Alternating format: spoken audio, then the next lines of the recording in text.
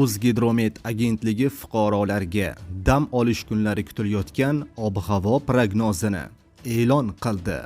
48 daraja issiq ortidan harorat pastlashi kutilmoqda. Assalomu alaykum, hurmatli tomoshabinlar. O'zbekiston va jahonda sodir bo'layotgan eng so'nggi va dolzarb xabarlarni o'tkazib yubormaslik uchun hoziroq like tugmachasini bosib qo'yishni unutmang. Diqqat qiling, dam olish kunlari ko'chaga chiqishni rejalashtiryapsizmi?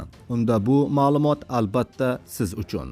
O'zbekistonda hafta oxirigacha yozning eng issiq jazirama kunlari kuzatilishi kutilmoqda. 21-iyuldan boshlab esa issiq asta-sekin chekina boshlaydi. Havo harorati 6-9 darajagacha pastlaydi. Sinoptiklar taxminiga ko'ra 17-dan 20-iyun kunlarida respublikaning aksariyat hududlarida havo harorati 42-45 darajagacha, janubda va cho'l hududlarida esa 46-48 darajagacha ko'tariladi. Poytaxtimiz Toshkentda ham dam olish kunlari harorat 43-45 darajagacha yetadi.